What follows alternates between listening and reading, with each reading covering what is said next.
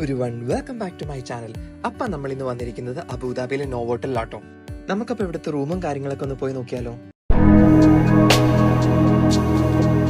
അപ്പം ഇതാട്ടോ നമ്മുടെ റൂം. എൻ്റർ ചെയ്യുമ്പോൾ തന്നെ ലെഫ്റ്റ് സൈഡിൽ നമുക്ക് വാഷ്റൂം ആണുള്ളത്. പിന്നെ നമ്മൾ കുറച്ചും കൂടെ ഫ്രണ്ടിലേക്ക് പോയി കഴിഞ്ഞാൽ റൈറ്റ് സൈഡിലായിട്ട് നമുക്കൊരു ടിവിയും അവർ പ്രൊവൈഡ് ചെയ്തിട്ടുണ്ട്.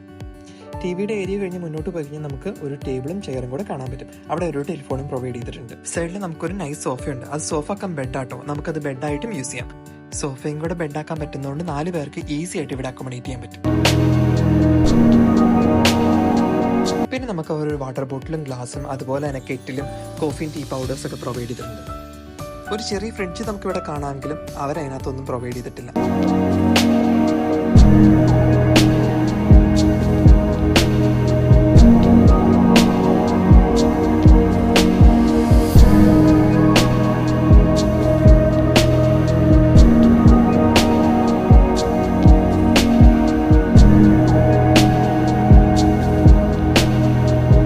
റൂമൊക്കെ ഒന്ന് എക്സ്പ്ലോർ ചെയ്ത് കഴിഞ്ഞ ശേഷം വാഷ്റൂം ഒന്ന് ചെക്ക് ചെയ്തേക്കാന്ന് വിചാരിച്ചു.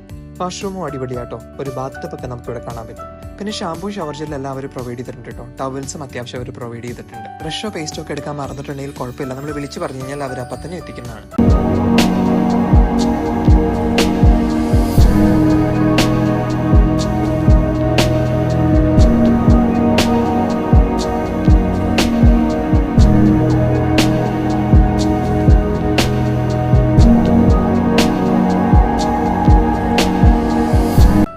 ഈ ഹോട്ടലിൽ തന്നെ നമുക്ക് നൈസ് ആയിട്ടുള്ള ഒരു ജിമ്മും അവൈലബിൾ ആണ്. അപ്പം നമുക്കൊന്ന് ഇടയ്ക്ക് വർക്കൗട്ട് ചെയ്യണമെങ്കിൽ നമുക്ക് ഇവിടെ ഒന്ന് വർക്കൗട്ട് ചെയ്യാം കേട്ടോ.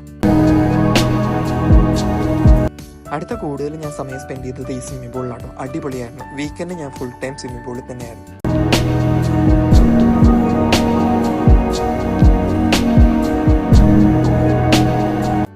ഇവിടെ അതുപോലെ തന്നെ സ്റ്റീം റൂമും ജക്കൂസിയും സോനയും എല്ലാം ഉണ്ട്.